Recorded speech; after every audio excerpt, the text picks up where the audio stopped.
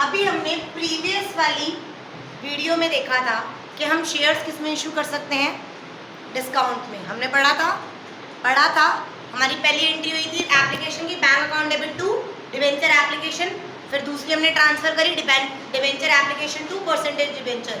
हमने third entry क्या करी, debenture allotment account debit.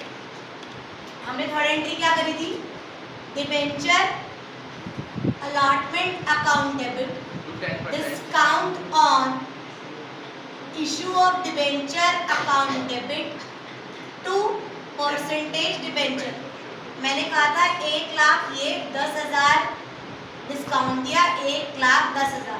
Hypothetical case, done. Discount on issue of share, discount on issue of debenture is a loss, is a, और loss क्या होता है, right of. क्या होता है, और ये लॉस जब हम discount on issue of debenture देते हैं तो ये कौन सा लॉस होता है, अगर हम premium on redemption of debenture, अभी सिर्फ लिख लो, समझ आएगा नेक्स्ट क्लास में।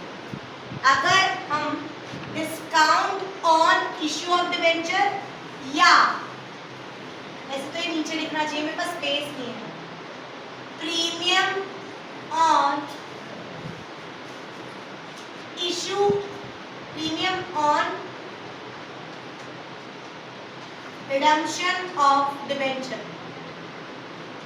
ये दोनों ही लॉस होता है। ये दोनों ही क्या होता है, अगर मैं डिस्काउंट दे रही हूँ डिबेंचर पर अभी तो वो मेरा लॉस है, और मैं कहूँ रिडीम करना होता है मैं डिबेंचर, इसमें रिडीम करना होता है मैं डिबेंचर, रिडीम पे मैं तेरे से ले अभी 100 रुपये रही हूँ, पर रिडीम 120 रुपये करूँगी, मैं 20 रुपये तेरे को क्या दे रही हूँ, प्रीमियम। प्रीमियम क्या दे रही हूँ, प्रीमियम, नॉट इंटरेस्ट। तो वो भी मेरा कैपिटल लॉस है। इसको हम क्या करते हैं, राइट ऑफ। क्या करते हैं, और राइट ऑफ कहाँ से कर सकते हैं, सिक्योरिटी प्रीमियम अकाउंट से या स्टेटमेंट ऑफ पीएल अकाउंट से।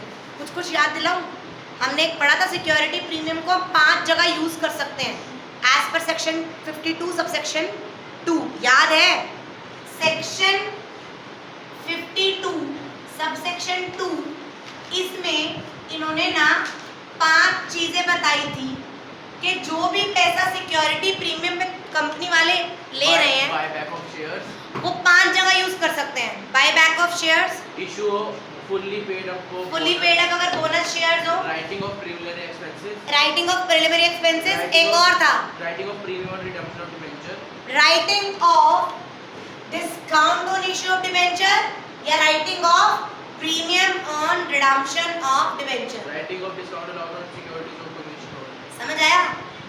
तो मैम जो सिक्योरिटी प्रीमियम का पैसा है वो आप यहाँ से एडजस्ट राइट ऑफ कर सकते हो। डिस्काउंट ऑन इशू डिबेंचर क्या हुआ है, डेबिट। क्या हुआ है, अगर राइट ऑफ करोगे तो क्या होएगा, तो एंट्री क्या बनेगी, अगर तू सिक्योरिटी प्रीमियम में तेरे पास पैसा है, तेरे पास सिक्योरिटी प्रीमियम में पैसा है, तो तू क्या एंट्री करेगा, security premium account debit to discount on issue of debenture, write off करना। इसे क्या कहते हैं, राइट ऑफ करना। इसका हम एक फुल फ्लेज क्वेश्चन भी करेंगे। इतनी बात समझ आई, पक्का। अब एक बात समझो, इसमें कितना है डिस्काउंट, मेरे पास ना सिक्योरिटी प्रीमियम अकाउंट में ऑलरेडी कितना है, 7,000।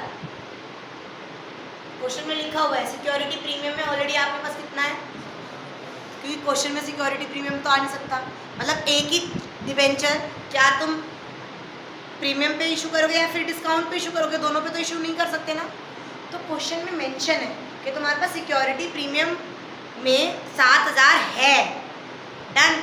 और फिर एक नॉर्मल क्वेश्चन दे दिया, तूने डिस्काउंट कितना दिया, इसको राइट ऑफ करेगी। राइट ऑफ की एंट्री क्या होगी, मैं security premium account debit to discount on issue of debenture ma'am 10,000 का डिस्काउंट राइट ऑफ करना है, बट मेरे पास तो 7,000 है, बट मेरे पास कितने हैं हर्षा मेरे पास कितने हैं, बट मुझे राइट ऑफ कितना करना है, तो 3,000 कहाँ से लाऊंगी, statement of PL, statement of profit and loss account debit. Done.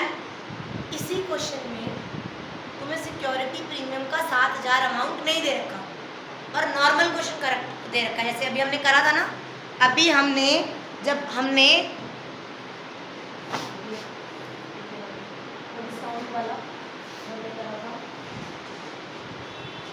Add discount,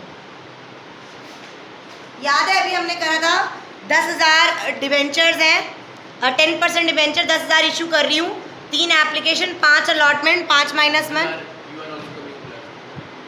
अब आ रहा है क्लियर? ये क्वेश्चन याद है? अरे देखिए ना, ये क्वेश्चन याद है, अभी करा, ये याद है तुम्हें? तुम वीडियो छोड़ दो। हमने नॉर्मल क्वेश्चन करा था पूरा, इसके अंदर नीचे एक एंट्री क्या ऐड होएगी अब, ये वाली security discount on issue of debenture था तेरा 10,000 था ना, इसको तू क्या करेगी, राइट ऑफ। क्या करेगी? क्या तेरे को प्रांशु इस क्वेश्चन में कहीं पे भी सिक्योरिटी प्रीमियम का अमाउंट दे रखा है, तो तू कहाँ से राइट ऑफ करेगा, तो एंट्री क्या बनेगी, to discount on issue of debenture. Now take out this page और इसमें 7th एंट्री ऐड करो, statement of PL account debit, statement of PL account debit to,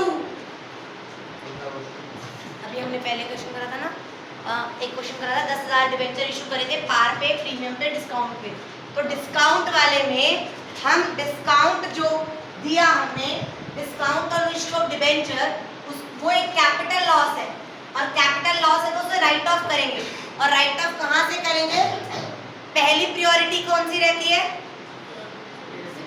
अगर सिक्योरिटी प्रीमियम से पूरा अमाउंट रिकवर ना हो तो कहाँ से, समझ आया? Thums up. मैम कौन सी एंट्री लिखो,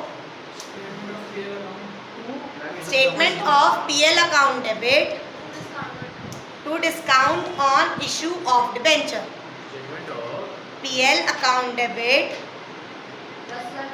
करेक्ट, राइट ऑफ कर दिया, टू डिस्काउंट ऑन इशू इसमें सिक्योरिटी प्रीमियम है ही क्वेश्चन में हमने यूज ही नहीं करा। Correct. अगर प्रीमियम वाला केस होता तो सिक्योरिटी प्रीमियम सबसे पहले यूज करना होता है, प्रायोरिटी है, लेकिन वो प्रीमियम में हम डिस्काउंट कहां देंगे? समझे नहीं? एक हाइपोथेटिकल केस बताओ, प्रैक्टिकल, बिना रटवाए, वीडियो लंबी होगी, मुझे कोई मतलब नहीं है, तुम्हें एटलीस्ट कंसेप्ट समझ आना चाहिए।